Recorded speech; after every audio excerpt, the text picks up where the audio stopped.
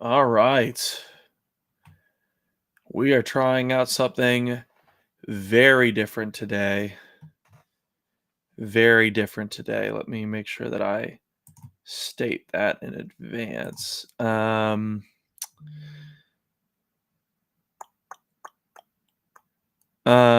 those coming in, hello. I am just getting everything going, trying to make sure I've not totally lost my mind.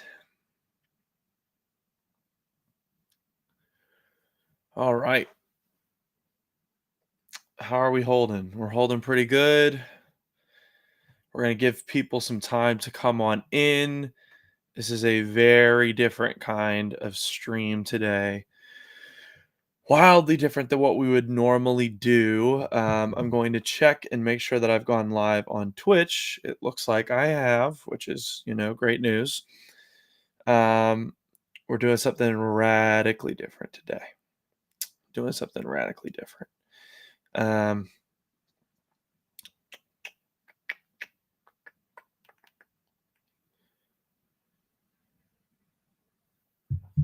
just waiting for folks to come on in. Do we just jump at it? Do we just try that? Do we just We could. We could just try to jump in. There we go. Now I've got chat over here. That's great. Um, it looks like I'm running at 720. I don't know what my frames per second are. I guess we're gonna find out in a second when we're on the video. I have multiple monitors set up today. I guess I should start talking, right? Okay, let's start it over. Well, I mean, it's my channel is called GWT Maury. I got to get some sort of an intro going for YouTube. I got to figure that out too. Welcome on in. If you're coming in, you got to look at the camera, dumbass.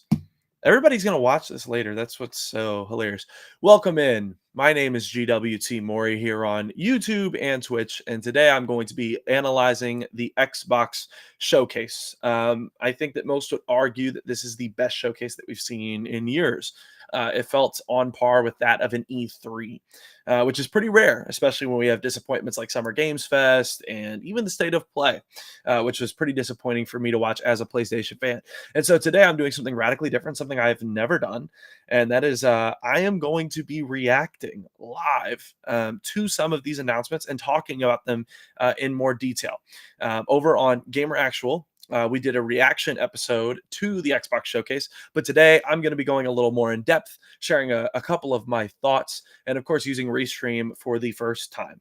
I am excited and nervous. So to the two people in here for coming in, thank you for being here. And so we're just going to jump right into it. We're going to open by talking about Doom, the Dark Ages. Let's actually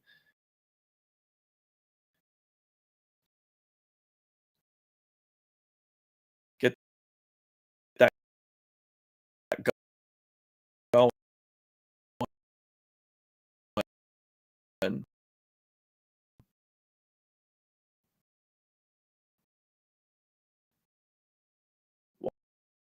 while we talk.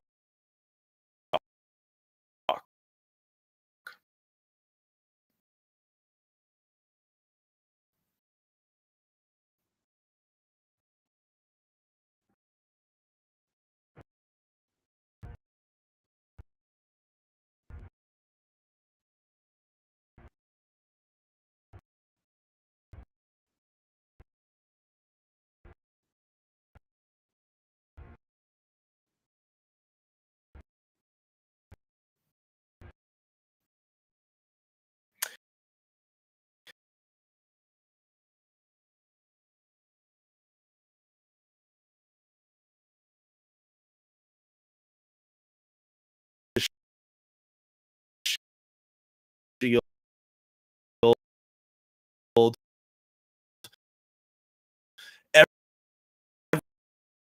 everything about this game is fucking awesome. The cape that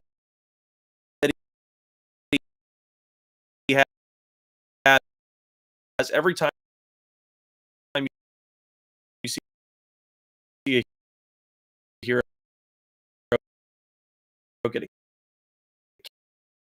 cape for the Halo 5 reveal, I guess it would have been. Stuff like that. That just makes me excited. I love capes on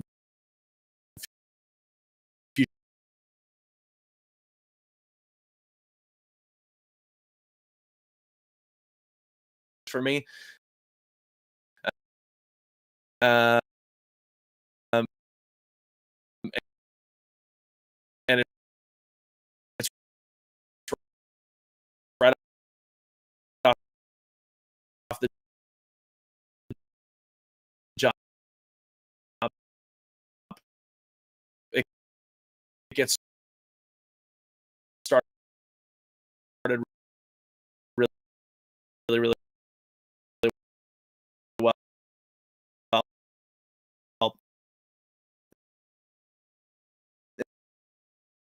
And then from there we went to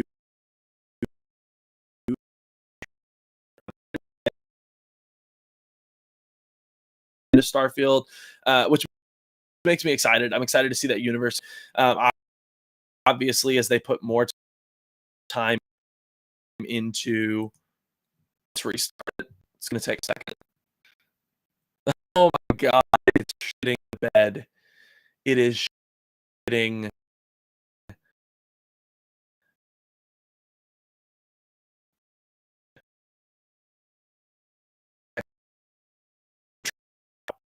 I don't give a second.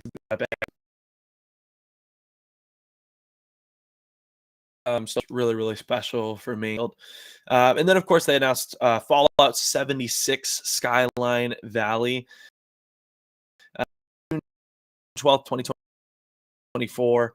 I honestly think this was an announcement with the full jump back into Fallout 76, giving it a chance right after it's recovered quite a bit from its pretty abysmal launch. I'm excited to see what they're going to end up doing with this expansion. I am not a Fallout 76 guy, but I know a lot of people in recent memory who have gone back to Fallout 76 and have enjoyed their time with it. So I'm excited about that as well. Close the browser for the video. Close the browser for the video.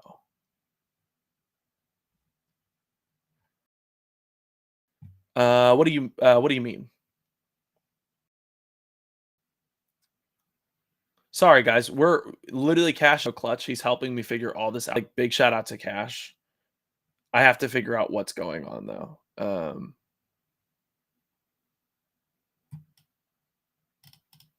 Let's try this. Let's oh damn.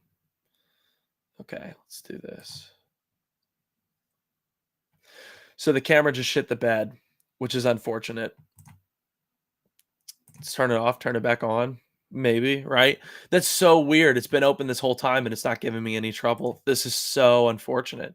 Ladies and gentlemen, if you're sticking around, you're the real heroes because, to say the least, we're having quite a few technical difficulties. The video may be pushing your bandwidth too far. I think that's what it is, bro, because even right now, usually if my Elgato app crashes on my camera end, that's why my camera goes off in real time. But right now, that's not the problem. Here's what we're going to do, though. We're going to find a way just to resolve this. And it's pretty simple. We're just not going to have as great lighting. And this might actually make things a little bit better. Let's do this. Let's do this. Video maybe pushing, growing pains. Don't worry about it. I appreciate you guys being here to help me out. Clear your cache. I actually don't know, Germ. I am such a moron when it comes to this shit. I'll be completely honest with you and saying I don't know how one clears their cache. What I do know though is that we're going to be okay. I'm going to close out a couple other tabs I had open, and then hopefully that will just change my well-being. Let's do this. I'm actually going to shut down Discord real quick, and we'll see if this does anything better. We have Evan in here as well. Still here, bro. No sweat. You're such an old man. Cash, I am, bro. I'm not the tech guy at all. You might know them as cookies. I know what cookies are, but I don't know how to shut them off. That is rough. But I'll tell you what we're holding right now. It looks like I switched my camera from the Elgato Virtual back over to just my standard Elgato Mark II. I bet you I look a little bit darker, but I think it's just going to have to work for the purposes of this stream. Go check the Gamer Actual Discord chat. Let me check.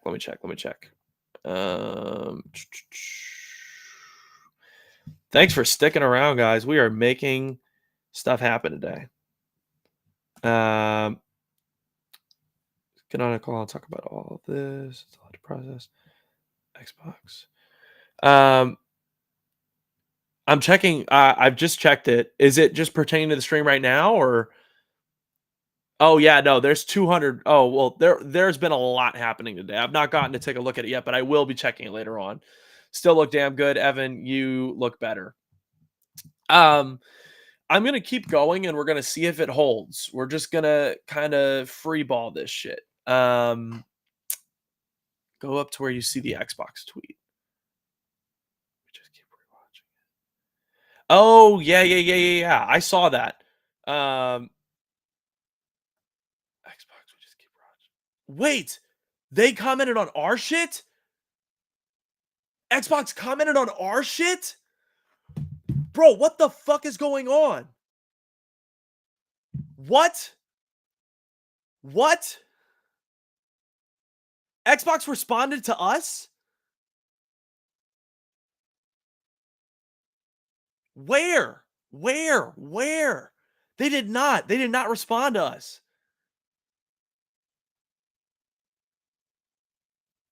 Why can I not see it? It won't even pull up for me. Here, take a look. For me, it's not even showing up. It's not even there.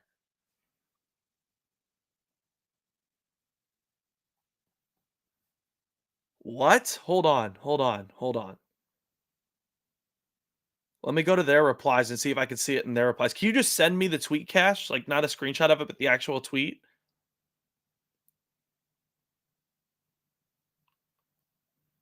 Is it on your page? Look at Aki's retweet. I thought that was just when I just looked at it, I just thought, oh, it's just a tweet from Xbox to somebody else. Oh my God. Oh my God.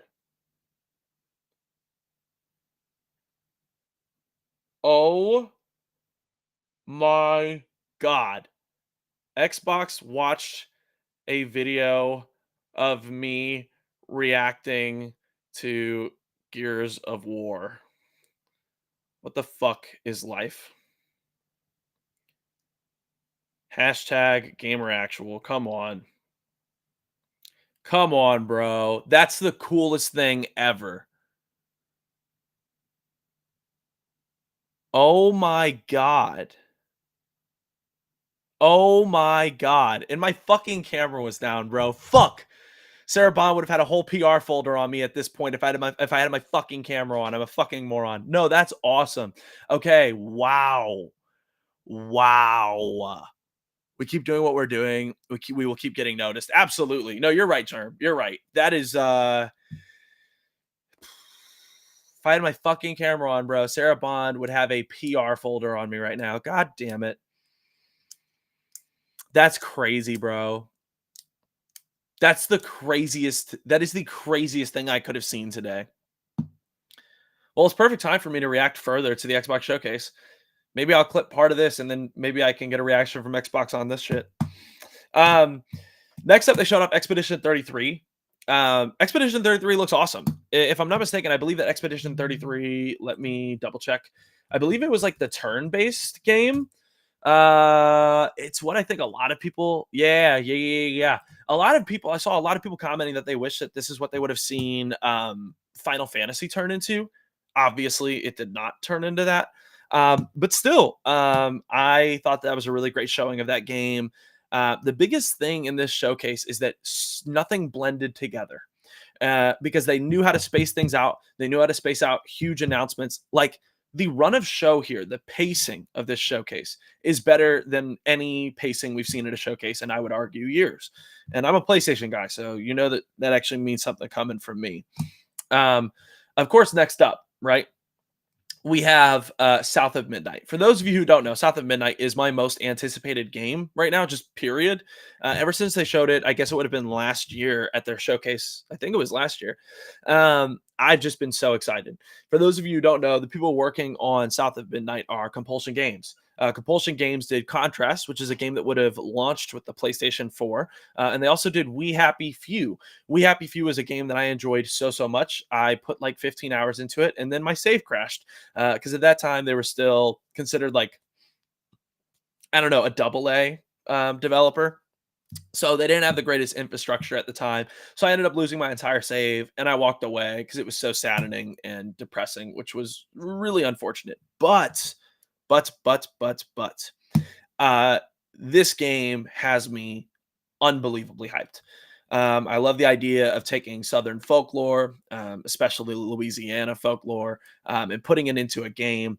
And I'm really excited to see this title. And I'm just going to play the trailer right now. There's not any sound. It's mainly just there to exist as back you to see what I'm talking about. But our main character is named Hazel, and we're going to be in the bayou of the Deep South in Louisiana. And I don't even know what to say about this game. It looks awesome. I don't know if it's open world. It kind of looks like open world elements. It might be a mixture of a linear open world ordeal, but it has this beautiful kind of stop motion claymation art style going on, and it's just breathtaking. I'm completely bought into everything that they're doing. The This trailer centers around this character named Two Toe Tom, which is this giant alligator, which is actually rooted in Southern folklore. It's actually a real thing. Two Toe Tom is a real creature in Southern folklore, I guess I should say. And this is just a trailer where we get this little cinematic at the beginning, but then we jump into some gameplay. Um, like I said, I love Compulsion. I love what they've done in the past. I loved what they did later. I loved what they did with We Happy Few, and I can't wait to see what they're doing now with this. Make sure to turn down the video quality so it doesn't mess with your stream. That's actually a great look. Let me 480. Boom. Thank you for that look, Cash. That's a look. Hopefully that'll keep everything in check, in line. To everybody coming in, thank you for being here. We're doing an analysis of the Xbox Showcase. We're not doing like a whole lot. Like we're not going to be going through every title. That's not really the purpose of this stream. More than anything, this is a chance for me to test out Restream, see what I need to run to get this to a decent place because I still am obviously running off of a 14-year-old laptop. So it's been challenging, but we fixed the camera. We fixed the video thanks to Cash. Everything is working in unison right now. It already looks better. Thank God. Good. Because yeah, I mean, if I just turn down the quality on the video a little bit, it probably gives my computer a little bit more bandwidth to do everything else. But with that said, yeah, this is South of Midnight, and I don't know how I would describe its combat. It kinda seems like Horizon a little bit. I don't know. It's definitely not Souls-like, but I'm intrigued by it. I love the traversal. In a second, you're going to see just a little bit of the traversal. I don't really know how I feel about the enemy design yet, like the decayed enemy with like the red sort of orb, glowing orb inside of it is like a pretty common trope. I don't know how I feel about that yet, but like outside of that, that was the only part of this showing that kind of sat weird with me. I just didn't know what to do with it. But like that shit right there. The way she jumps up, she has like this little like parachute thing that glides her all the way to the ground. And then right here, she's gonna fly. Oh, dude, everything about this game looks awesome. Also, you can't hear the music right now, but actually, let's.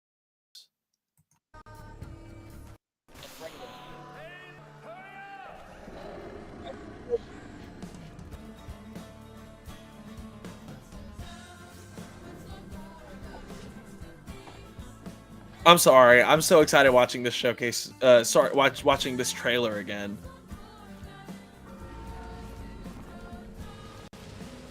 I also think the transition from cutscenes back into gameplay is really impressive. The transitions from gameplay into cutscenes is really impressive. It looks really, really good.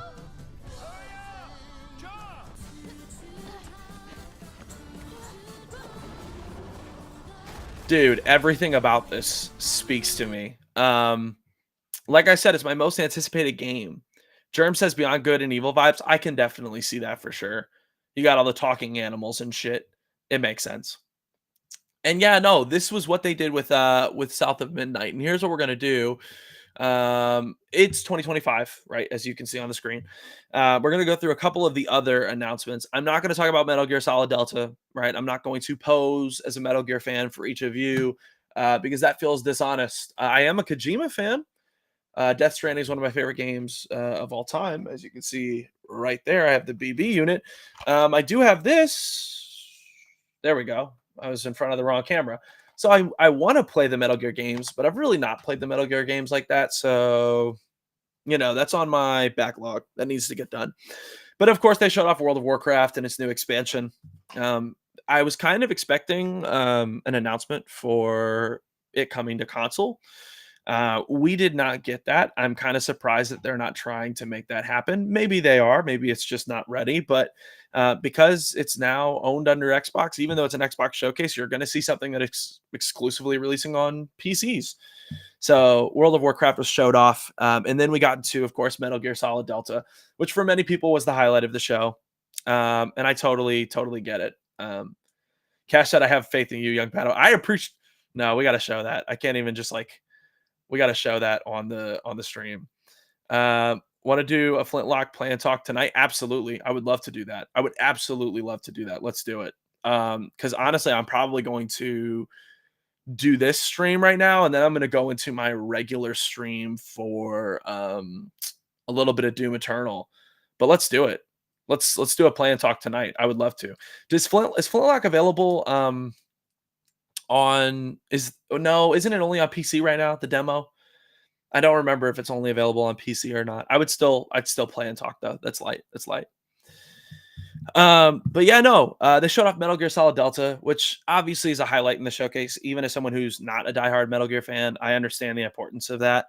It's also crazy because for those of you who don't know, there was actually a release date put out, which is very unfortunate. And I'm about to show you what I mean. Hold on. Let's do this. For those of you who don't know, GameStop accidentally leaked the Metal Gear Solid Delta release date. Let me pull this up. Whenever they put their pre-orders live, I think they accidentally put the date with it. And that is very, very bad. Okay, now they're saying their Metal Gear Solid release date was incorrect. But that is them just lying. I mean, it has to be. Let's do this. Let's hop over here and let's actually share the screen to a different tab. Let's go ahead and share this. How are we doing? How are we doing? Is it working? Am I just making miracles happen or does it look like shit? You tell me.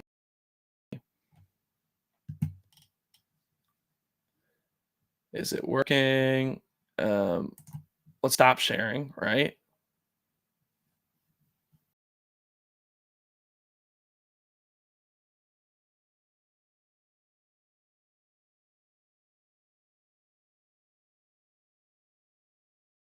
It's telling me that it restarted my microphone, but that's fine. I think we're all good. I think we're all good. Let's keep going. GameStop says its Metal Gear Solid Delta Snake Eater release date was incorrect. So when the pre-orders went live, they of course put out that the game is not coming in 2025, but instead it is coming in 2024 on November 17th. Now, do I believe them when they say that it's a mistake, that they didn't mean to put that out? No, because typically when GameStop accidentally puts out release dates, right? When they accidentally screw up, um, they put it as like December 30th or December 31st, whatever the last day is of that year. If they don't have an exact release date for something, they accidentally or they intentionally put it as December 31st of 2024. That's how you know that it's a game without a release date. But November 17th is so pointed and exact. Like, it's just not a mistake. How are you going to sit here and act like this was a mistake? This is not a mistake. Coming 11/17. I'm sorry, but there's no way this was actually a mistake, and it's totally going to happen. IGN writes, as someone pointed out, though, November 17th date is a bit of an odd one, as if it's indeed November 17th, 2024, it'll release on a Sunday. On the other hand, it would be fitting considering it would mark exactly 20 years after the original Metal Gear Solid 3 released. I don't know, man. It seems like that's the date that it's going to be coming out, and it seems like GameStop had access to that information, and because they don't pay their employees any money, I know because I was one, they accidentally leaked that information because they weren't paying close enough attention, and I believe that we will be seeing it at that time. So let's do this. Oh, that's how I do that. That's awesome. That's awesome. I didn't realize that that's how I get my face back up on the screen. Let me read chat real quick. Take my comment off screen. I love seeing my face, but okay, got you. I actually just took it off. Are you live on X? I am live on X. So right now we have one person on X and 5 people on Twitch, which is pretty decent for what has essentially been a test stream. So I'm pretty happy. But yeah, I think Metal Gear Solid 3 remake, Metal Gear Solid Delta, is coming this year. Sunday is a weird release date, but it is exactly 20 years after the original Metal Gear Solid 3 released. And Konami does weird shit. I wouldn't be surprised if they put it out on a Sunday. It makes the most sense. Metal Gear without Kojima still feels weird, even after all these years. It does. That's his baby. Without Kojima, Metal Gear would have never happened. And yeah, it's pretty disappointing. It's why we never see Kojima and Konami on the same stage. It makes sense.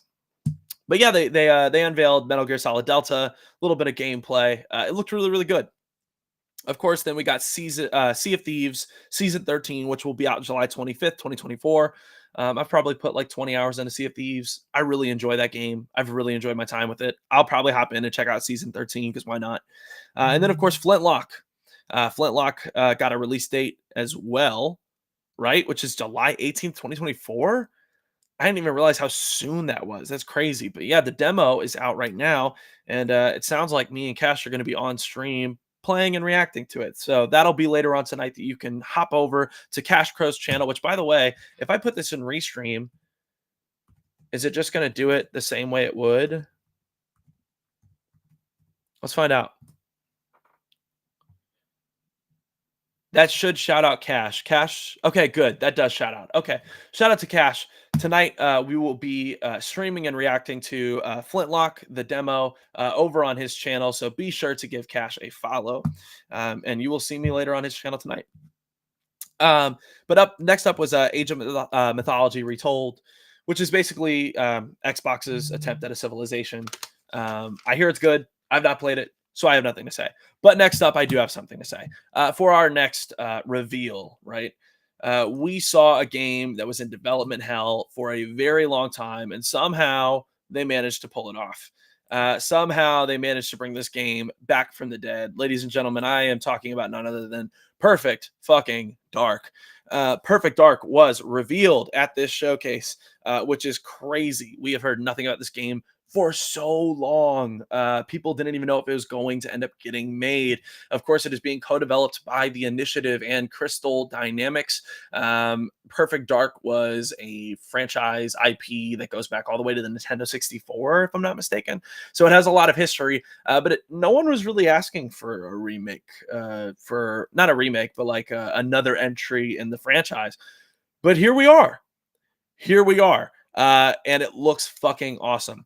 So it seems that it's going to be a mix of an immersive sim, a first person shooter, a stealth game, and you kind of just get to choose the approach that you want to take to the gameplay.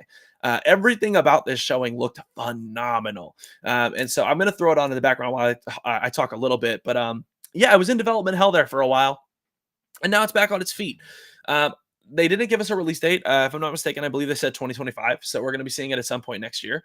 And I'm excited. I'm very, very excited to see what they're going to end up doing with it. I don't really have a ton to share. I never played the original Perfect Darks, but everything about this, just look at the lighting, look at the foliage, look at the gadgets, look at the way that everything's happening. I am completely bought in. I'm excited to be here day one. This is going to be an exciting time. Let me hop forward a little bit because there's one scene that, like, when I saw it, I nearly shit my pants. Let me like pull it up. Hold on. Where is it? Where is it? It was, oh yeah, yeah, yeah, yeah, yeah. It's right here. It's right here. Check it out. This right here. Oh my god. And I got to be honest, the immersive sim in this game comes out so heavy. There's so much of this game that kind of reminds me a little bit of Dishonored, and obviously not in setting, but in gameplay, yes. So much of this feels like Dishonored. The way that I get to choose how I want to play, I get to choose how I want to tackle something, how I want to take on an encounter. It's awesome. Everything about this game is appealing to me right now. To the 10 people watching, shout out to you. That's crazy. There are 6 people on X right now watching, which is absolutely nuts. Was that the right decision or a mistake? I don't know. I guess we'll find out. Um, Let me look at what Germ said here in chat. Germ says, I was surprised by the WoW expansion. Blizzard never puts out expansions that fast. Yeah, I heard rumors circulating that there was one, but it did feel a little fast, even in my opinion. As someone who's not a WoW fan, I was kind of surprised that they had something to show so quickly. I actually gave up on ever seeing the game. You didn't exist when it came out. Shut the fuck up, Cash. It's so funny because you're right. I didn't exist when the game came out, and yet I still don't know how to clear my cache. So you would think that because I am so young, I would know how to work technology, but I kind of just got like a bunch of old shit. Not only do I not know how to work technology, but I also have no way of speaking to games that are over 20 years old, which is a little embarrassing. Blizzard just did a WoW expansion earlier this year. I did not know that they had one earlier this year. That was something I was not made aware of. That's actually crazy. But yeah, no. Perfect Dark. It looks awesome. I'm really excited. It's going to be a good time. Of course, next up, they showed off the Diablo 4 expansion. I can't Vessel of Hatred. It's their new expansion coming out on October 8th of 2024. And the cinematic they showed is really, really solid. I think when you talk about cinematics in games, or sorry, cinematics and showcases, I think people get really tired of that shit. We don't want to see a ton of showcases. That's just not what we're there for. Not showcases, cinematics. But they did such a good job with the cinematic. They did such a good job of laying out the world, laying out the tone, laying out the vibe, laying out the energy, that I thought it was one of the better cinematics I've seen at a showcase. And so I don't know. I played through Diablo 4. I beat the campaign, probably put like 50 hours into it. I doubt I'm going to come back for this expansion, but I'm happy that I'm happy that they're putting it out. I know that there's a lot of people that love Diablo, even if I'm not one of them. Zoomed boomer or boomer zoomed. I'm a zoomed boomer. Perfect Dark was the highlight of the show for me. So yeah, I would say, I mean, I honestly would put it in my top 3 moments, Germ. If I had to give it to something, I think I'd put it in my top 3. This feels like a whole new series reboot for Perfect Dark. No, it does. It does. I mean, and that's what it is. Clearly, I know that we were talking a little bit the other day in my stream, and I think it may have been you. I don't remember, but there were a lot of complaints because it seems like the game is going to be a little bit more grounded. So there may not be like the wild, wacky weapons that we're used to seeing in the old Perfect Dark games. But I think this is awesome regardless. I think the fact there's anything with this name on it being put out in 2025 is impressive because again, nobody was asking for this IP to get restored, right? Put back on. Another important thing to clarify is that though the Initiative, and Crystal Dynamics are making this title, it did get the blessing from Rare. And of course, Rare is the original developer for Perfect Dark. So that's good news. And with that being said, after the Diablo 4 expansion, we got to look at none other than Fable. For those of you who don't know, Fable was one of my first Xbox exclusives I ever watched. And holy shit, I fucking love Fable. I love Fable. The first collector's edition I ever bought would have been the Fable 3 collector's edition. It ended up not coming with everything they said it did, so I ended up sending it back. But that was the first collector's edition I ever bought in my life. And that would have been when I was maybe 11, maybe 10, something like that. And it was for Fable 3. This game looks awesome. The lighting looks great. I'm excited that they're doing something with it. I'm sad that they closed down Lionhead Studios way back in like 2016.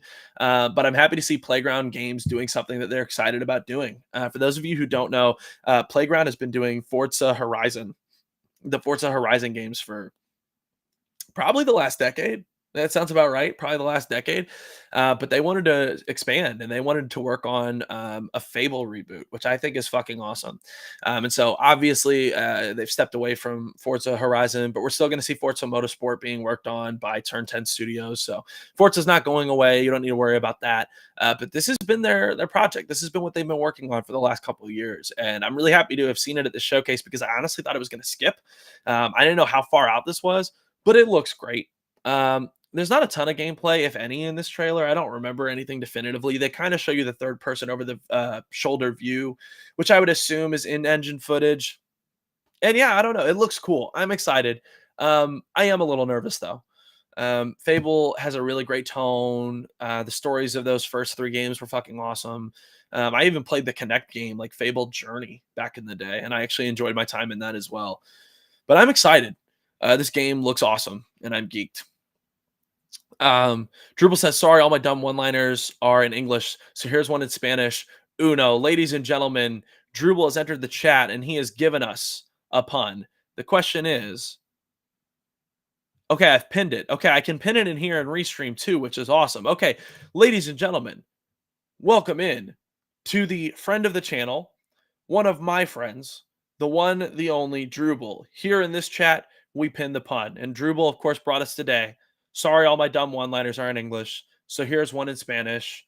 Uno. Drupal, how are you doing, my friend? It's great to see you. It's excellent to see you, my friend. So yeah, we got that Fable reveal, and it looks cool. I'm excited. After that, of course, we did get Fragpunk. Fragpunk is the hero shooter that I guess they're working on. I think it was a hero shooter. That sounds right. I'm not positive. It looked fine. It looks cool. I know a lot of people are excited about it, so we'll see more. It didn't do much for me. We'll find out in time. After that, it showed Winter Burrow, which is an independent title. It looks cool. It looks very cozy. It looks like a cozy game. I'm excited to see that. Mixtape has my attention real bad. Looks like a coming of age story, narrative, art style looks really, really beautiful. I kind of wish I would have pulled this up. I kind of wish I would have had Mixtape in my shit ready to go. But I'm excited to see Mixtape. Of course, even if it wasn't the highlight of the show for most of us, they showed off Microsoft's Flight Simulator 2024, which is their update to Microsoft Flight Simulator, which would have come out in 2020 when the Xbox released. And that'll be coming out November 19th this year. I love it. You know what I mean? Flight Sim has done a lot of good stuff for Xbox. We'll just be honest in saying it was one of their only exclusive titles for like the first year of Xbox's life cycle. And yeah, we'll see it soon. And of course, they shut off the Elder Scrolls Online. I believe that they just hit their 10-year anniversary, which is huge because who would have thought that Elder Scrolls Online was going to hit 10 years? I certainly didn't when I saw it come out. But that's great for ESO. They also showed Life is Strange Double Exposure, which is out this year on October 29th. If you like the Life is Strange games, you have another one to play. I am not a Life is Strange guy. I've not really given them a chance yet. Maybe I should, but I've not. Next up is a game that I'm really excited to talk about, mainly because it contrasts so much of what I've said about this showcase. Even though everything I've said about this showcase, I stand on 10 toes. And that's that this was the best showcase in years. But there is some concerning shit going on in the showcase, and I pray to God that I'm wrong, but I don't know if I will be. Um, of course, ladies and gentlemen, I am talking about Indiana Jones. Indiana Jones and the Great Circle, which again is probably one of the worst titles I've heard in my time of being a fan of games. But I adore machine games. If you can't see behind me, well, you definitely can't. But behind my Starfield Collector's Edition right there is the Wolfenstein 2 Collector's Edition. So I love, love, love, love, love, love Wolfenstein. And yeah, this game looks cool. I love that they didn't stray too far. Machine Games didn't stray too far from what they're known for. Guess what I'm going to get to do in this game? I'm going to get to punch more Nazis. And that's fucking awesome because I like punching Nazis. And Machine Games does it better than anybody else. But there is something about this reveal that left me a little bit shook, a little bit nervous. Um, and that is that there was not a release date. For those of you that don't know, Indiana Jones and the Great Circle is scheduled for 2024 and has been for some time. But I was hoping we'd see a release date for this game at the showcase, but we did not. I also see a great lack of gameplay being shown, and that leads me to wonder if maybe the first person view isn't serving Indiana Jones as much as maybe Machine Games had hoped it would. Um, and with only 6 months left in the year, not releasing or not giving me a release date, let alone a release window, you could have said fall 2024, just something. But no, you just put 2024 at the end of your trailer, if I'm not mistaken. Again, I have to give this trailer a couple compliments, and that's that Troy Baker voicing Indy feels great. He's giving an amazing performance, and I'm super excited to see what he does with the character. Again, I get to punch more Nazis. What more could I ask for? But the lack of a release date is really, really concerning. Germ says, for me, the math is a bit off here. Xbox just closed the deal with Activision Blizzard acquisition just a few months ago. Oh, are you talking about the WoW expansion? That's possible. And then yeah, Cash, I am almost at 60. I'm one away from 60 followers on Twitch. So to the 11 people watching, most of them on X, who would have thought that most people watching me today would be on X? On X, I'm known as the Mori Vita, which, I get it. I've not changed that name over yet, but here I'm known as GWT Mori. I'm going to throw that in the chat, just in case any of you would like to go over and check out the Twitch. Don't feel any pressure to, but if you want to, take a look. But all that said, this game looks awesome. I'm excited. I am very nervous that we're not getting it this year. I would not be surprised if we see this game in 2025. I would not be surprised if we get a delay. Germ says, we all know games take years to develop, and Xbox said the most game be by the end of 2025. Yeah. And that's what's so weird is that they have such a stacked year for 2025 already. I'd be surprised if they really even have room to push Indiana Jones into the next year. Drupal says, I'm not gay, but Troy Baker is never a no. Drupal, I second. So yeah, and I don't know, like the trailer felt very indie, a little bit goofy, but yeah. And so, you get to the end of the trailer and where is it? It's right here where they kind of do this like little montage of combat. But they don't show us like a mission, they don't show us a level, they don't show us anything, right? They just show us this montage, and montages 6 months before release at the latest is usually concerning. It usually means it's unfinished. Look at this. That's it. This is all we've got. They show the whip for just a second, but it looks a little funky. It looks a little janky. It kind of looks like that Bethesda jank. And this isn't even Bethesda. This is Machine Games, but it kind of has that Bethesda jank to it. You can tell me if I'm wrong, but like, look at that. Does that not just look a little off? It just looks a little off. Even the punches look off. Everything about it just looks a little off. And that doesn't mean that this game isn't going to be awesome. I just don't know if this game is ready. So Indiana Jones and the Great Circle has left me with a tremendous amount of concern. And I am nervous. But of course, next up, we're not going to take any time in between. We're just going to, I'm going to be gracious enough to stop sharing my screen so that you can look at my beautiful face and up close and personal. I'm back. Of course, up next they showed us Mecha Break, which is like a PvP mech shooter. It looks fine. It looks cool. They showed Wu Chang, Fallen Feathers, which looks interesting. And then next up, the next low point of the showcase. And again, just like this, I'm about to go right back to sharing my screen, which is actually kind of devastating because I thought I would have a little bit more time, but I didn't. Let's get this puppy pulled up. Of course, up next was Avowed.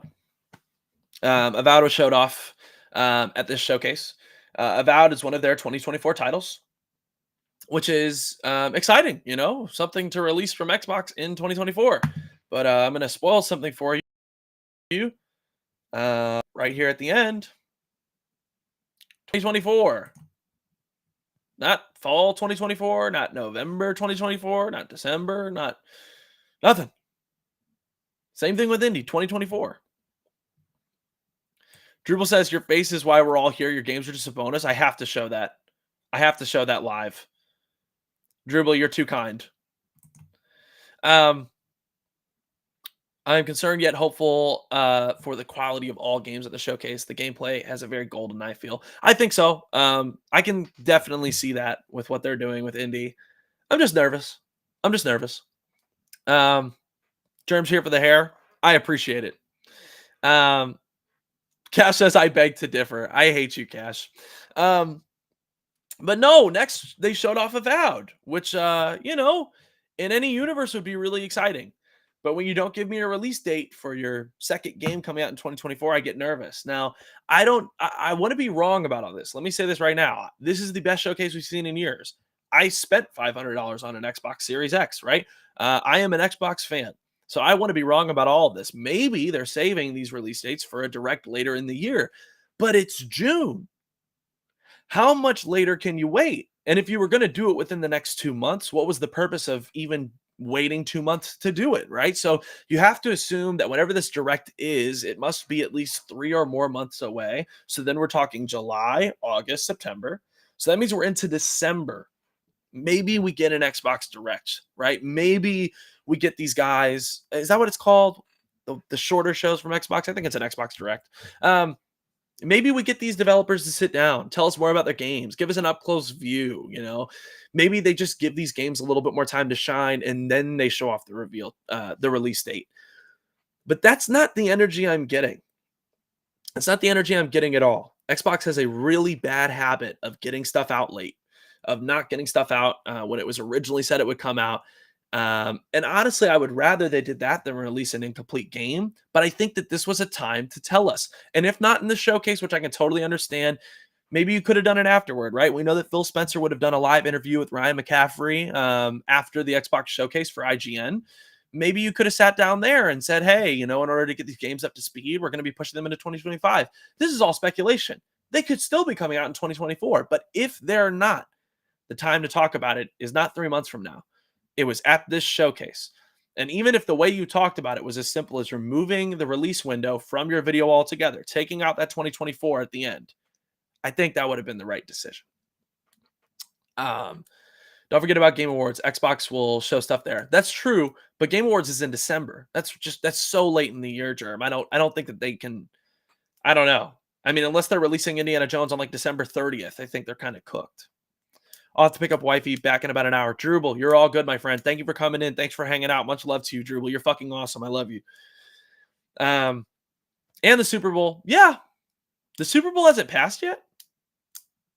The Super Bowl's in February, I think, Jerem. I think the Super Bowl's over. But no, no release date. So I hope I'm wrong. I hope that we see just lots of awesome shit. I hope that they come out in a month and they're like, yeah, sorry that we didn't give you the date, but the date is for November for Avowed and like December for Indie. That'd be awesome. After that, we saw a title titled Atomfall. Atomfall will be cross-platform. Interesting little fact about Doom as well. Doom will also be cross-platform, which is nuts. You kind of would have thought that they would have held that for their own audience, but they didn't. But yeah, Atomfall will be 2025 as well. It is cross-platform. It is not an Xbox exclusive. It's not made by Xbox Game Studios. Then they showed off Assassin's Creed Red, which looks great. It wasn't super long. It wasn't a super long showing. They really saved that for the Ubisoft Forward, which I've still not watched all the way through, which is a shame. I watched most of it though last night with Cash. And Assassin's Creed Red will be coming out. I just called it Assassin's Creed Red. Assassin's Creed Shadows. Sorry. Assassin's Creed Red was their code name for years. But Assassin's Creed Shadows is coming out November 15th, 2024. Let me get a drink of water, bro. I've been like yapping for 50 minutes.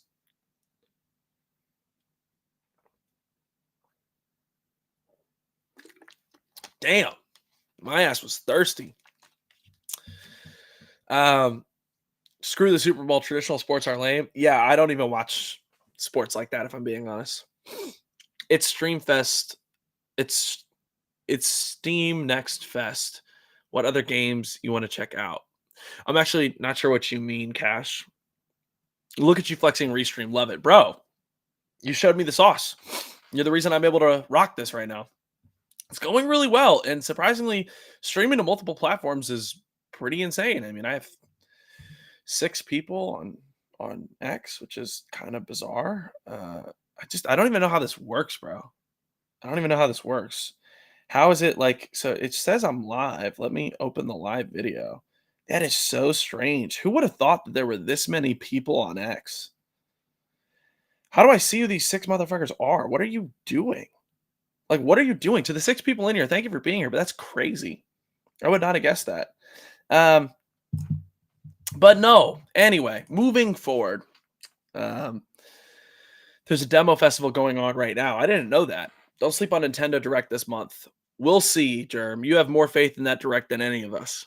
On Steam until the 17th, you are live on X, but they don't talk. They just watch for the most part. Oh, interesting. So is that why there's people on X just watching? Well, that's still cool. That's awesome. Yeah, we have 7 people on X right now. Wow. But yeah, they showed off Assassin's Creed Shadows, November 15th, 2024. It looks awesome. I'm excited. I said it on Gamer Actual episode 13. You can mark my words. This is Ubisoft's year. This is Ubisoft's year, okay? They had Prince of Persia: The Lost Crown to lead off the year. They had X Defiant, a month back, which is doing great numbers, and it arguably could be a Call of Duty competitor. We will see. They have Outlaws in August, and then they have Assassin's Creed Shadows in November.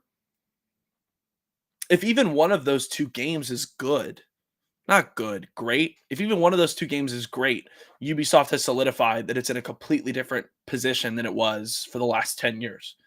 That like they know how to make quality titles again. So we'll see.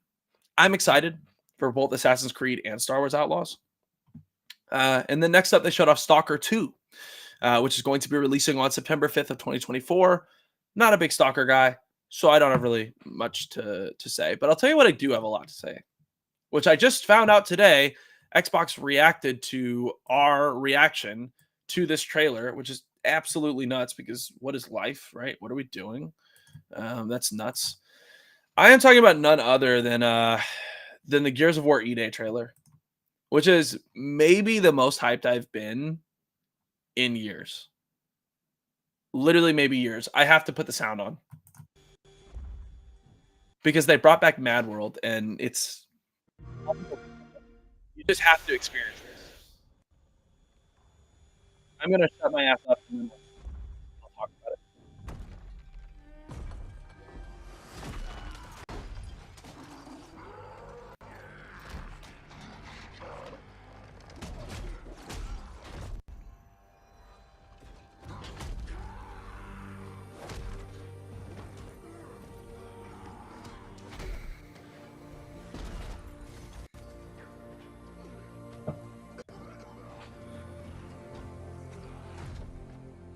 By the way, Cash, I have a 2-monitor setup right now.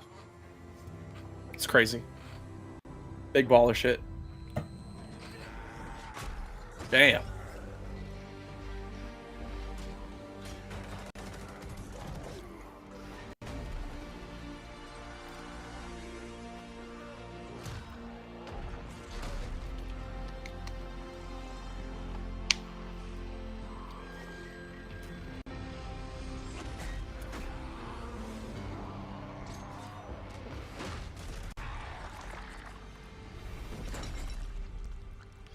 Bro.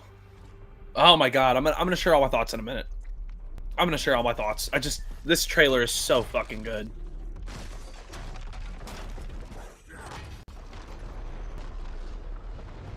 He looks so young, bro.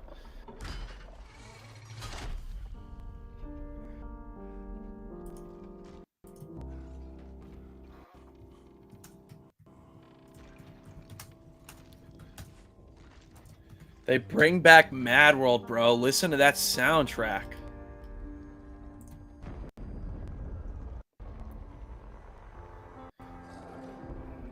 Oh my god.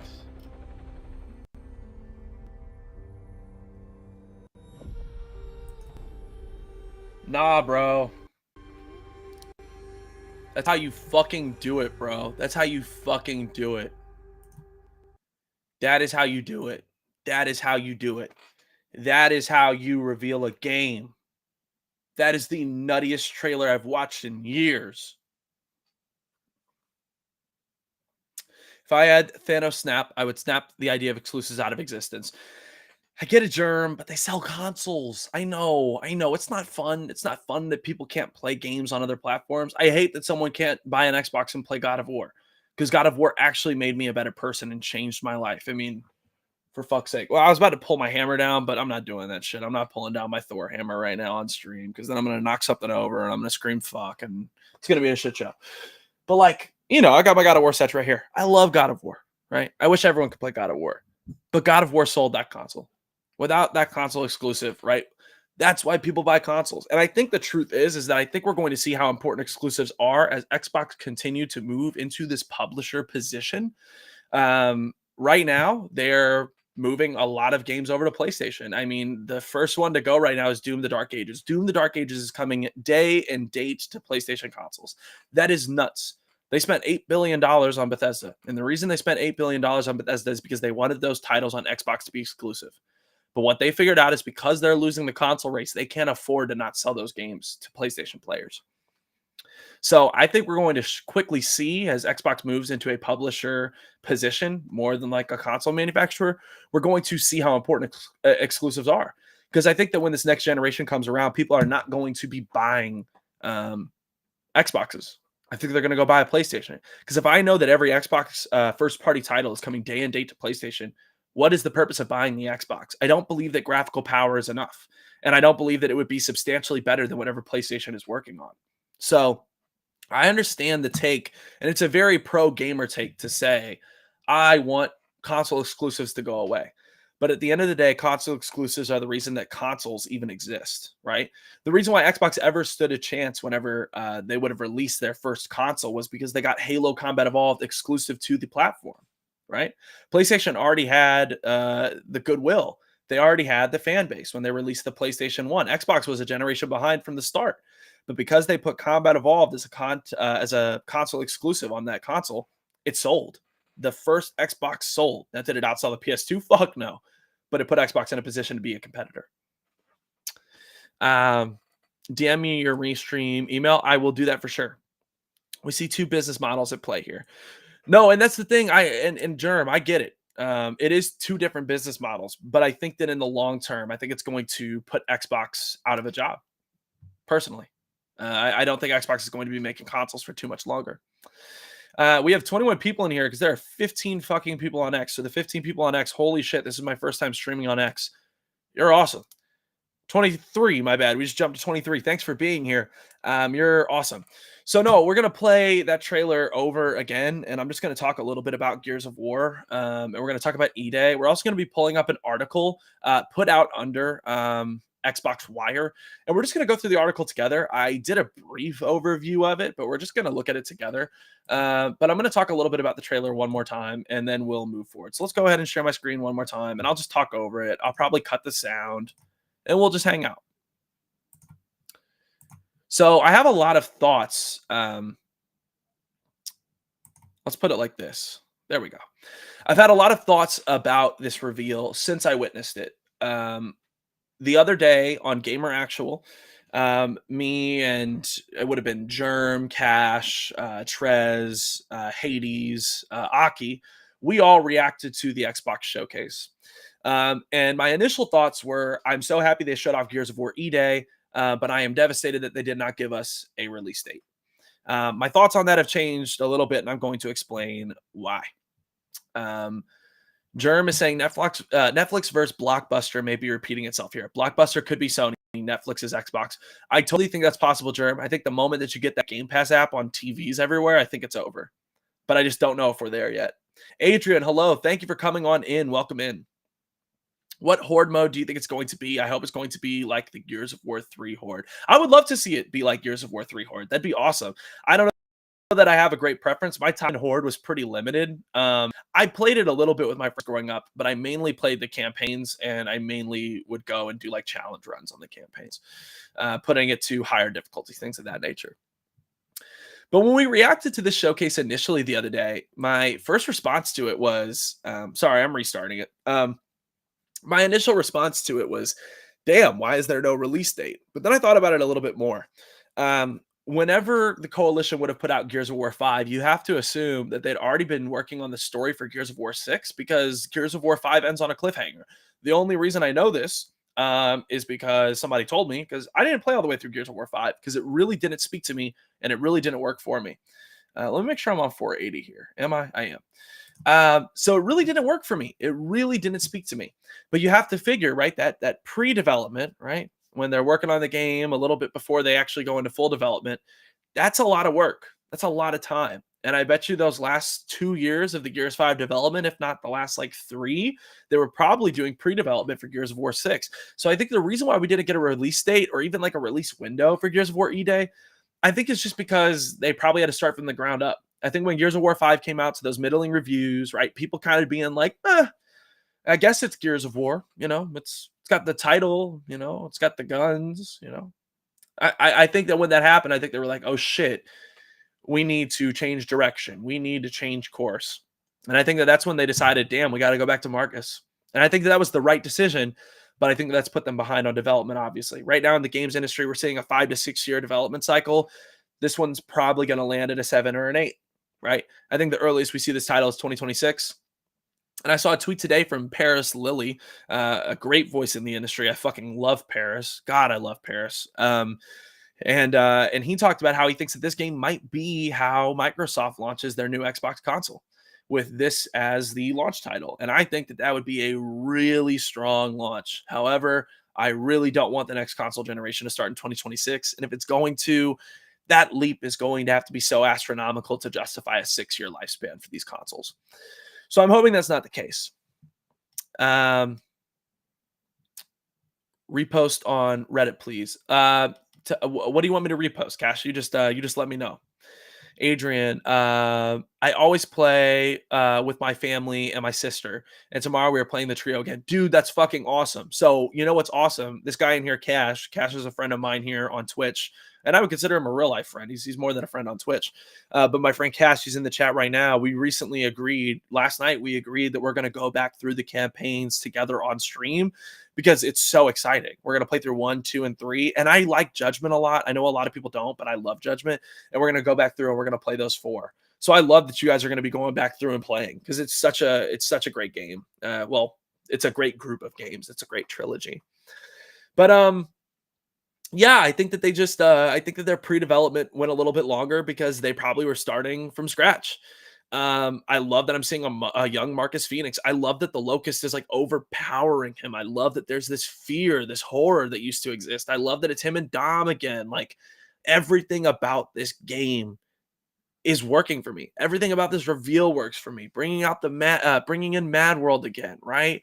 The tone, everything. It just looks awesome because I don't feel that the characters that they introduced us to in 4 and 5 were memorable enough to carry a franchise, to carry a trilogy.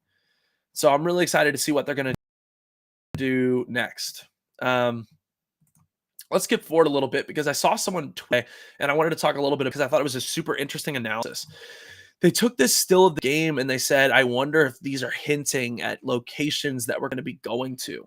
We're going to talk about all that in a minute, but first, right up here, you got like the city. You know what I mean? I wonder if that'll be a location. I have to assume you've got this bridge. Something's going to happen on that bridge. You got the lighthouse in the background right here. Gotta have something happen to that lighthouse. Just looks fucking sick. And also, what a great title. Gear Day. I mean, there's just it's just so good. It's just so good. So this was the trailer, and now we're going to be hopping over the article put out by Xbox Wire. And like I said, I did a brief overview. I don't have like definitive opinions yet. We're gonna figure it out. We're gonna figure out what we think of this article together. But there's a lot to digest. So real quick, I'm gonna take a look at chat. Cash, you've never played Gears?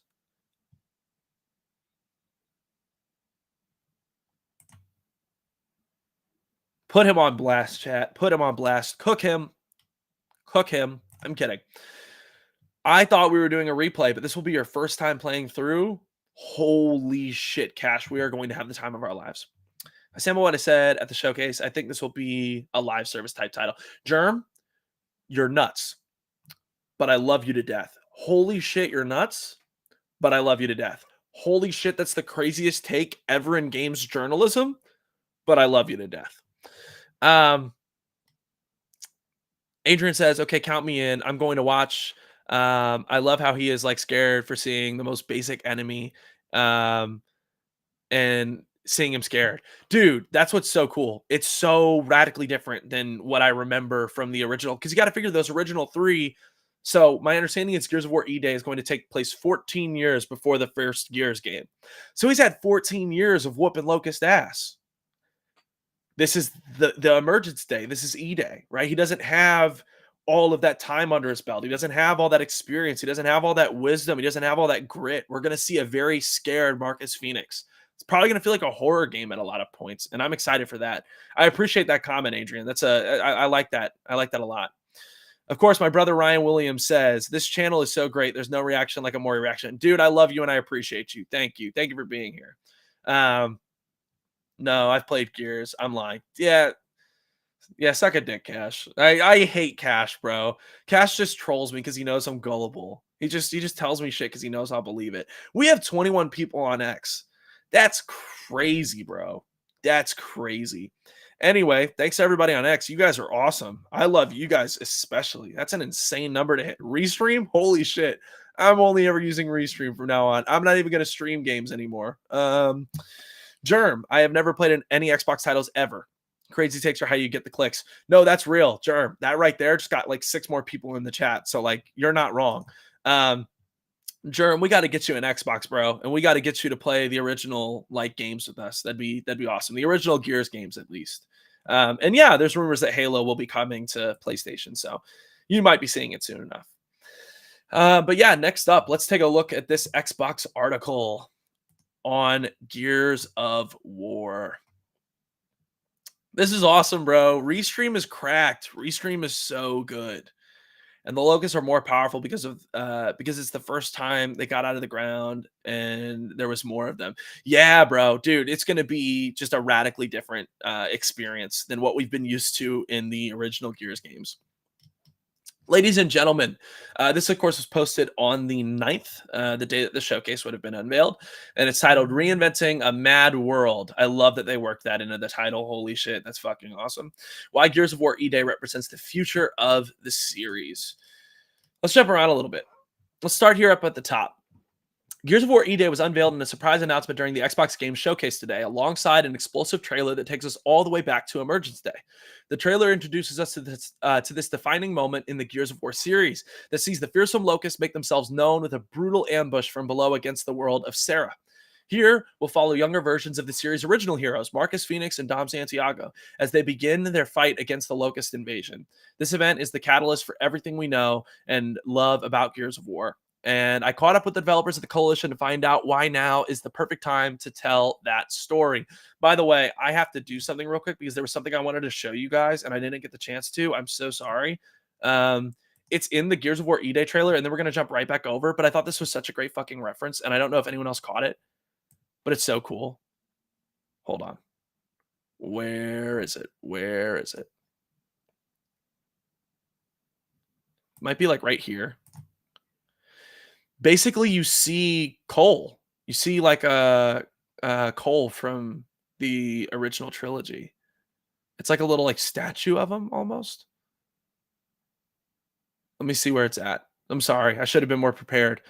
But like, this was so cool to me because he's obviously not going to be in this game, but it's still pretty cool that they gave a reference to him because he was fucking awesome. So was Baird. I love Baird. Is it not here? There it is. Ooh, ooh, right there, right there. Check it out. You almost missed it. Right there. That's Coltrane, baby. When he played whatever like the alternative version of football was in the Gears universe. I can't remember what it was. Also, like, holy shit, like just slow down. Like let's put it in slower speed so that I can show you what I mean. Oh, hold on. Let's get it back up. Yeah, it's right there. It's right there. Right there. Coltrane, baby. That's such a great reference. I'm sorry. It was just random. If you stayed around to look at that, you're a saint because holy shit, there's no way it was that exciting, but it was for me. Um, let me go ahead and pull that article back up for Years of War. In the chat, we see Adrian says, well, actually, Germ says, put the money towards a streaming PC for me, please. Bro, I need to do it. I need to. Crazy Takes also get the pitches. Please, please, Germ. You're hilarious. Adrian said, do you think I should play the original Gears 1 or the Ultimate? Play the Ultimate version of it. The Ultimate version of it is so good. Thrash Ball. That was it, Cash. It was called Thrash Ball. Thank you. Thank you. Thank you. Thank you. It was Thrash Ball.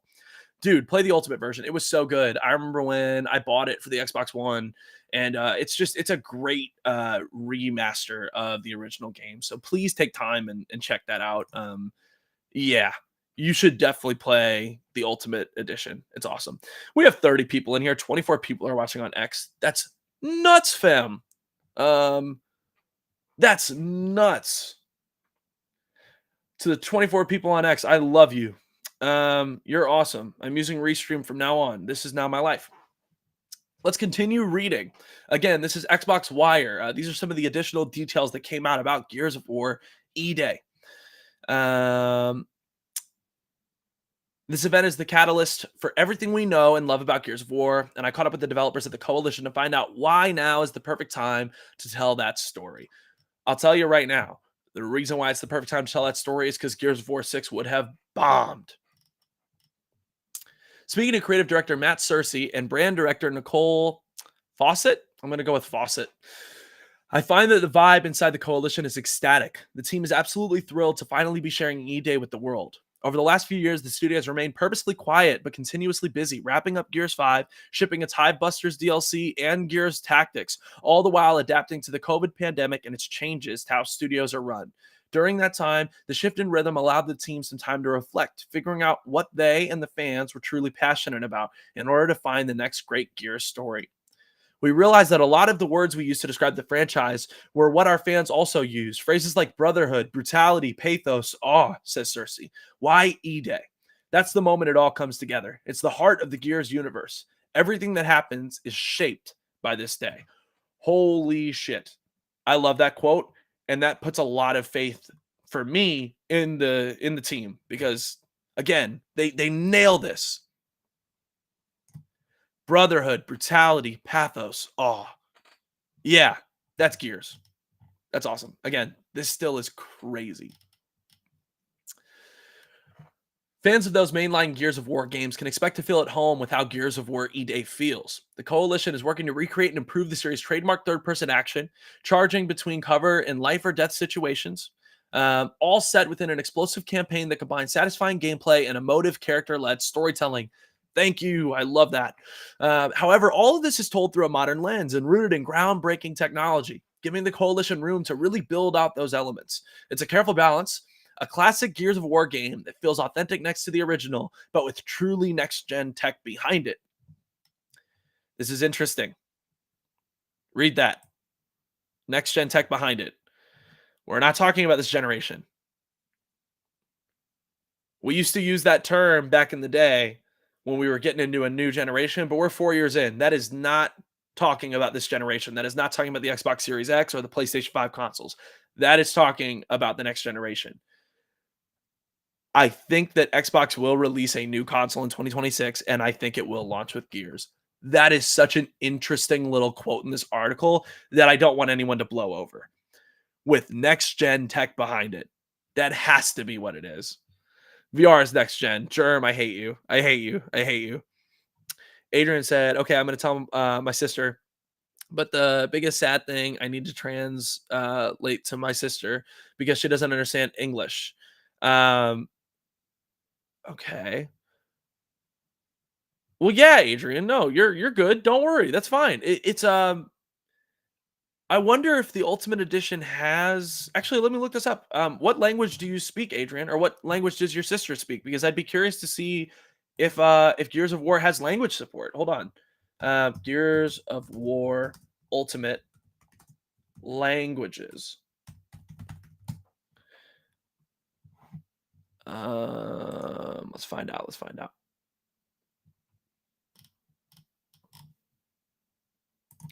I'm actually not positive. Yeah, I'm not sure, but I'm sure that you can find it on the internet, Adrian, whether or not it would be able to have your sister's native language so that you guys could play the game together.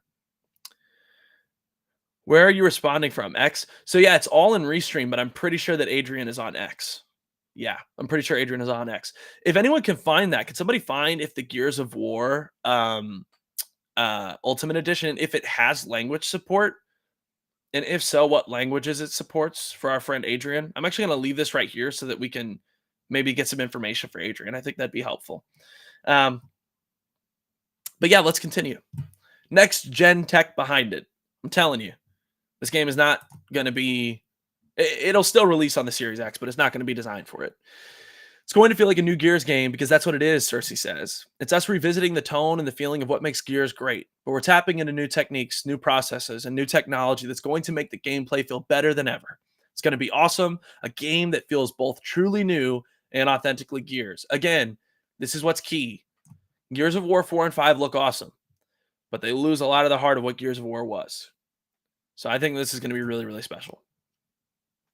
Bringing the monsters back. Gears of War E-Day is set 14 years before the events of the original Gears of War and tells the story of the first Locust emergence on Sarah. So there we go. This gives us a little bit of time frame stuff, right?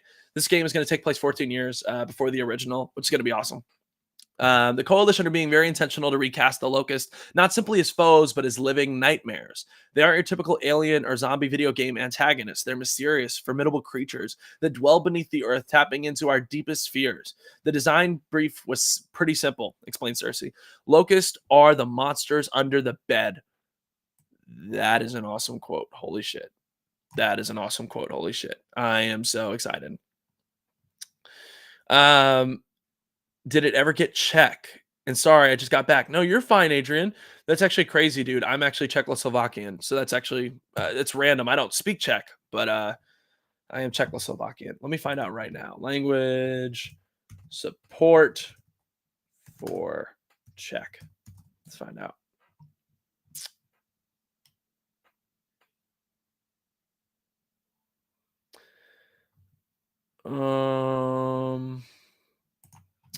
It looks like for the Microsoft community. Let me take a look real quick.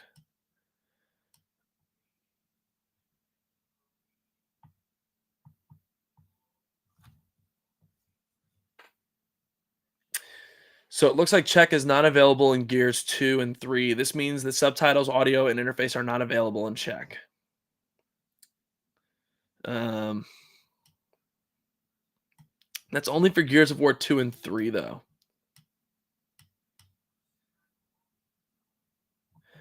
This is interesting. It looks like somebody responded and said that they have discs on 360 that support Czech subtitles. So maybe if you play it on the 360, you can still do it in Czech.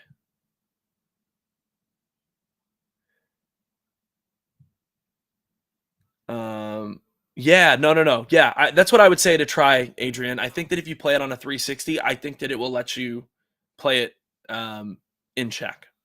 But yeah. Let's continue forward. What would happen if the people of Sarah, in seeing this overwhelming army of monsters and trying to figure out what are you going to do? Studio art director, I'm gonna assume that's Aaron and not Arian because Arian is crazy. There's no shit. There's no shot. That's a crazy name. Studio art director Aaron Hanbeck explains further. When players experience E-Day, they see the monsters through the eyes of those encountering them for the first time.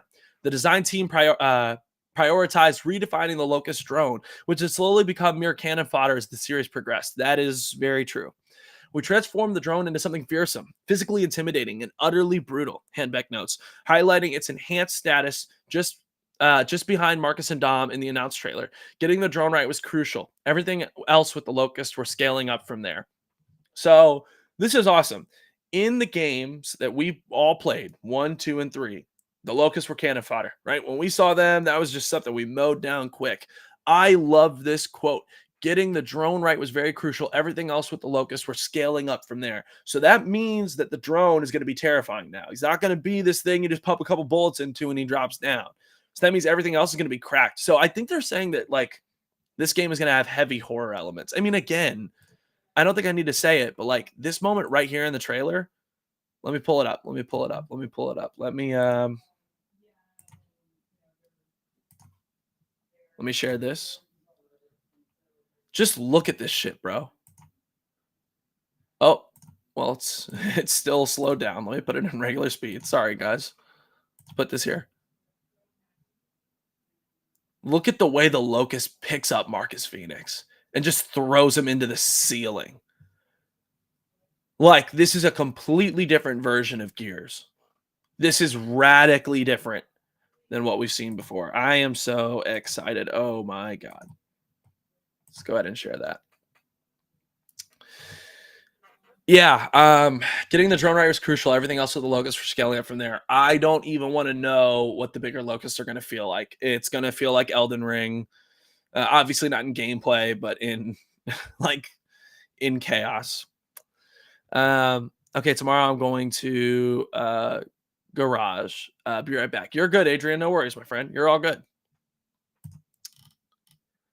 A Tale of Origins. The E-Day reveal trailer wastes no time in reintroducing us to Marcus as he engages in a brutal struggle with the aforementioned Locust drone. However, unlike our previous outings with him, this is the first time that the seasoned horde-sawing soldier we all know is faced off against an enemy like this. You can feel the strain and helplessness as he jousts with this inexplicable monstrosity before finally fending it off, not with his retro lancer, but a nearby television set. It's this flavor of raw personal brutality and desperation that the coalition seeks to capture in Gears of War E-Day, Marcus. And the world around him are not yet equipped for this level of threat. That's awesome. Again, it's a horror game. I mean, if there's anything I'm getting from this, it's a horror game. The eagle-eyed fans amongst you may have noticed that the MK1 Lancer that Marcus briefly wields in the trailer features a detachable bayonet. It's not the chainsaw-equipped gun we know from the wider series. This is so cool, bro. This is so cool. This is before they get the chainsaw. It's going to be a regular bayonet.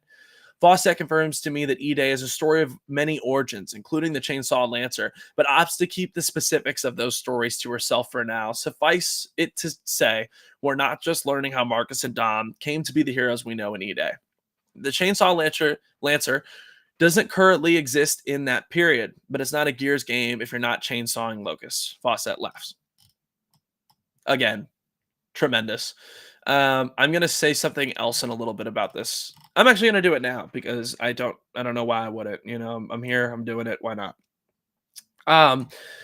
My biggest concern with this announcement, because it's so exciting. I'm so floored, geeked, ready to go. I love that they're doing a prequel. I love that they're doing a prequel, but I feel like the reason they're doing a prequel is because the story they were telling with 4, 5, and 6 wasn't good enough. And that makes me a little bit worried because where do you go after E-Day? You know, if you're going to take this time to do a prequel, what is the next game that you're going to do? Are you going to do another prequel? Are the prequels going to be 3 games? How much can you really do? I don't know. I'm wondering where the coalition is going to go after Gears of War E-Day. I understand that that's like, what, 10 years from now? But as a Gears of War fan, like, what is the next story you're going to tell? I wonder. Adrian says, yeah, if I don't chainsaw them, it's not Gears. You're spitting. The Palladium War. That'd be okay. I don't know about the Palladium War. You'll have to tell me more about that, Adrian. I'd be curious to hear about it. But let's hop back over to our article. I just wanted to share that really fast. Fans will also immediately recognize the trailer's inclusion of Mad World. The Tears for Fears track famously covered by Gary Jules and used in commercials for the original Gears of War games. So fucking cool. Composer Adam Lastica. We're just going to call him Adam. Composer Adam has masterfully reimagined the iconic Mad World track for the Gears of War E-Day trailer, crafting an original instrumental that enhances Gary Jules' haunting cover and aligns perfectly with the game's darker, grittier themes. This instrumental cover plays out as Marcus and Dom gaze into the locust-decimated ruins of the city, a callback to the profound emotional depth of the landmark 2006 commercial. Unlike the typical video game promotions of its time, this ad stood out by portraying its hero as vulnerable and isolated, sharply contrasting with the over-the-top marketing norms of that era. Relicensing the music was just the beginning, Fawcett remarked. The original Mad World commercial resonates because it portrayed a heroism rooted in vulnerability, not invincibility. We wanted to explore all the elements that made that ad memorable and impactful. This reflection shaped the approach, ensuring the trailer did more than just evoke nostalgia. Our goal was to explore and reinvigorate the foundational ideas of the series. As Marcus teeters on the edge in a fierce close-quarters battle with the Locust, he swiftly outsmarts the drone by planting the Lancer into the wall, disengaging the bayonet, and downing his foe with a kill shot. He takes a moment to recuperate before plummeting through the floorboards to what would presumably be his death, at the behest of a giant emergence hole. We've not seen E-Hole since Gears of War Judgment, and watching this cavernous void swallow up an entire building with ease is particularly terrifying. However, in this moment, we see the reveal of a young Dom Santiago, reaching out to help him up. For longtime fans, it's an emotional homecoming like no other. Again, I gotta save this. What a cool-ass image. I'm going to use that later. I might make that like my background for like Twitch or something. I don't know. The beginnings of Brotherhood. This story is, of course, told from the perspective of a much younger Marcus and Dom, while the pair are seasoned veterans of the Pendulum Wars. There we go, the Pendulum Wars. You were just talking about that, Adrian. The human conflict taking place before the series begins. This is a wholly new threat for the pair to navigate. The best Gears games have these super emotional themes around shared burden, belonging, trust, and loyalty. And Marcus and Dom have a really interesting relationship going into E-Day, Cersei says. To give some background context leading into the story of E-Day, Marcus and Dom are connected through Dom's older brother, Carlos, who died on the battlefield with Marcus. This is so interesting. Aki mentioned this about us possibly seeing Carlos in this game. That's awesome. The pair were best friends, so Marcus and Dom are in the early stages of forming a kinship over a shared loss and navigating those emotions together. Fucking love that. We're telling the origin story of Marcus and Dom and their bond. This is the bond that defines the franchise, Cersei adds. Again, this is what you need to be saying right now. The Coalition, this is an amazing press briefing. This is an amazing article to release on the Xbox Wire because they're telling you that they understand what Gears is. And after playing 4 and 5, it kind of felt like they didn't. But this quote, we're telling the origin story of Marcus and Dom and their bond. This is the bond that defines the franchise. That is the quote that you want to hear. I am so fucking excited. They're not characters we know from Gears 1 to 3. They don't have 10 years of fighting the Locust between them. When the game opens, there's supposed to be peace on Sarah, and they're trying to figure out life without this person they both loved. People are going to see the formation of this brotherhood that is so iconic to Gears. Fucking sick. Dealing with the new Locust threat becomes the more pressing concern for the two friends over the course of E-Day, but those emotional beats will still course through the story as you play. Fawcett says this is particularly exciting. They're a lot more vulnerable. They are a lot more vulnerable. My apologies. I swear I can read. They are a lot more vulnerable. And I think that's a really modern take on those two characters, Fawcett explains. There's a weight they carry between them that creates a really interesting tension as they navigate their own relationship. You have this intimate story set amid this wider backdrop of what's happening on this apocalyptic day. I think for fans, it'll be really compelling to dig deep and explore their bond and how it changes over time. How much is left? Not too much. We'll finish the article. I think the article's pretty good. From the ground up. Key to the coalition's vision is that in another nod to the original game, E-Day won't just be a marvel of gameplay and story telling, but of technology too. Game development has come a long way since the first Gears of War game, and the Coalition, equipped with Unreal Engine 5, is prepared to take full advantage of this evolution to set new standards in technical prowess.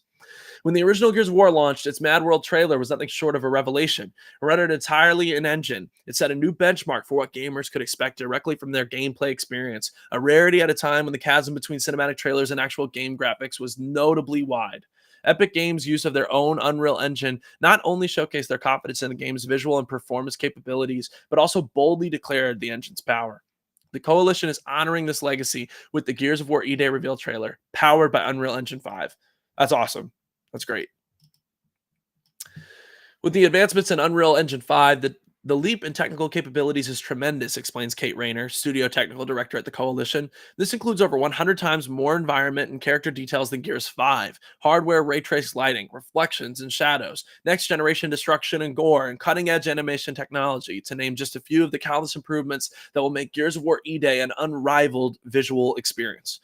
Our ambition is to once again set a new standard in technical excellence, Rayner adds. We have fully modernized Gears from the ground up, infusing the DNA of Gears with the full capabilities of modern gaming technology. Every character, environment, and animation in Gears of War E-Day has been completely rebuilt in Unreal Engine 5, allowing us to portray the Gears universe with unprecedented detail and fidelity.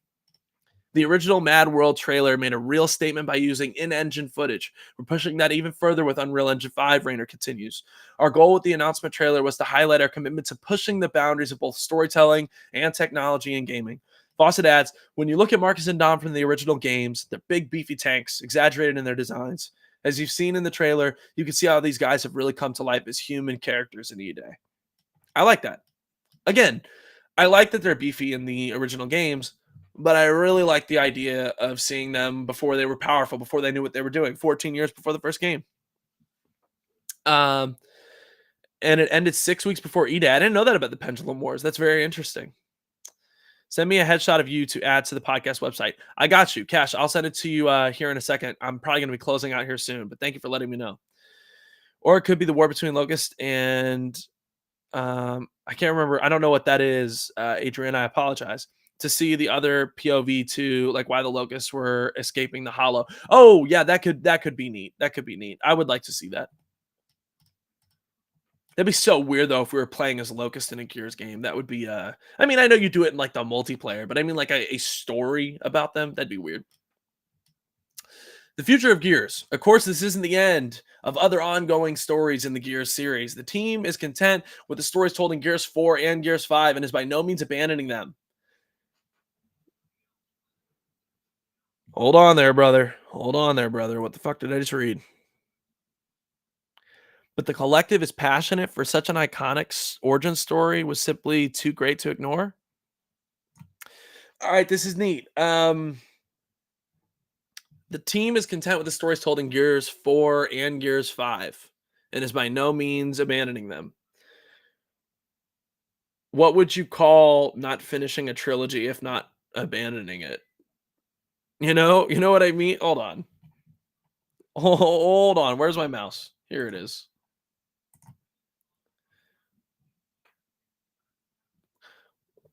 What do you mean? What do you mean by that? What do you mean by that? The team is content with the stories told in Gears 4 and 5 and is by no means abandoning them, but you didn't make Gears 6. You skipped it. You actually threw Gears 6 in the trash to work on Gears of War E-Day because you knew Gears of War 5 was underwhelming. It's not a bad thing.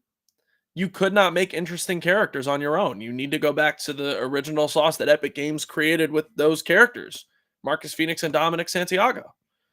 I'm not mad at you for it, but don't sit here and act like you're really, really proud of those two stories because I think if you were, I think you would have done Gear 6.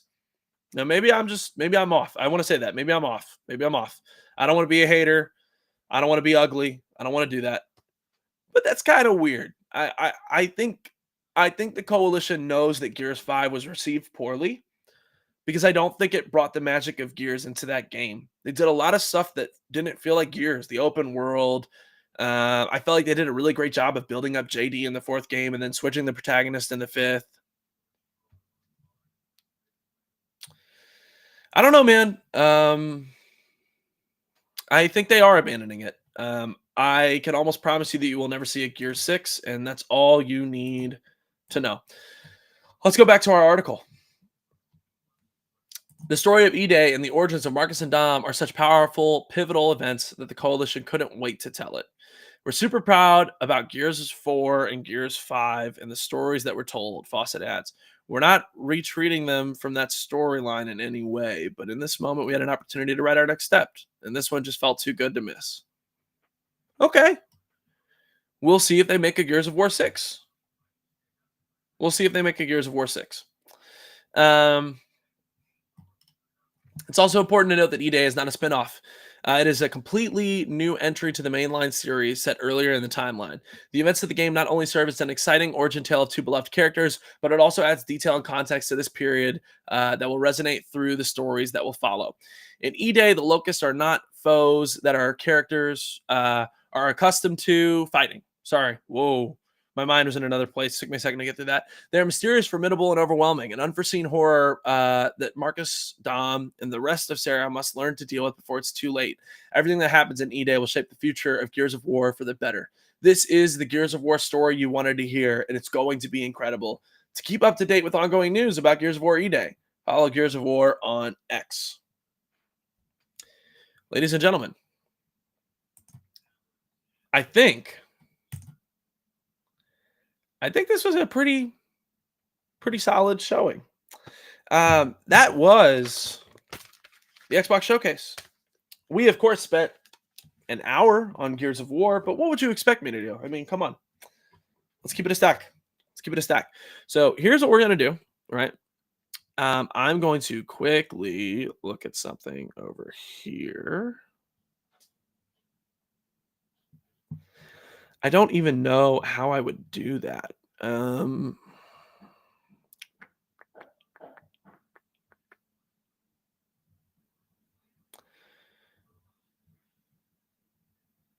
I wonder how I share my page. Sorry, guys. To those in here, I apologize. Adrian says, I'm going to follow you even from my YouTube that I'm streaming on. Dude, Adrian, thank you for the follow, my friend. Seriously, I appreciate it. Thank you for hanging out with us today and being fucking awesome and talking about Gears of War with me. Yeah, feel free to subscribe to the YouTube. And also, I'm over on Twitch. If you are interested in that at all. Okay, well, here's what we're going to do. I'm going to quickly explain to everybody that the main place that you can find me is on Twitch. This is the first time I have ever done restream. So right now, there are 28 people watching on X of the 30 that are watching. So to my folks on X, please go check out the Twitch. I just threw it in the chat. It's GWT Mori. It's super simple. It's not the same name on Twitter. I'm going to be fixing my Twitter name soon over to GWT Mori, but that's the title. Go check me out on Twitch. I stream on Twitch every day. This is not an everyday thing. I oftentimes will actually do gameplay, but this is something that I'm getting into now because, of course, Cash helped me figure this out. But please feel free to follow me over on Twitch at GWT Mori. You can expect more kinds of content like this from me. I think for all intents and purposes, this stream today went pretty well. It could have been a lot worse. And we worked out all the rough patches, which is fucking awesome. And we're still going to have time today to end up playing some Doom Eternal. So, like I said, if you enjoyed the time here today, consider checking me out on Twitch at GWT Mori. I will be streaming some Doom Eternal today, and then I will be hopping over to Cash Crow's channel to do a little bit of a Flintlock reaction. So here's what we're going to do. We're going to find out who we're rating today. That feels important. Let's go to Pinksy. Let's go to Pinksy. Let me make sure I get that spelling right. First time just chatting, stream in the bag. Cash, thank you, bro. Again, thank you for sitting down with me last night and putting me in a position to figure out what the fuck I was doing. Again, I didn't even think that my computer could handle it. So I literally sat here and said, dude, I'm never going to be able to do it. And you were like, well, just give it a chance. And it worked. We literally bro, we did that shit. Bro, we're at 32 people, Cash. 32 people. Come on, big dog. That's crazy.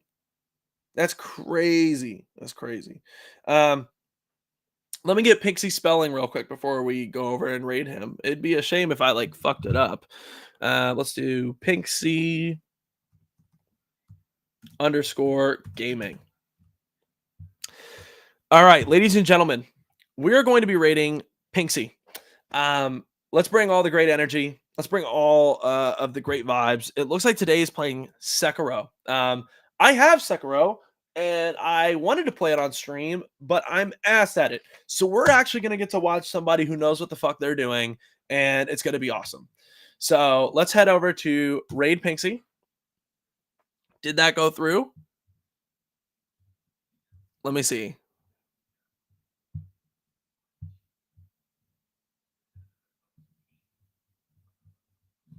Is it working?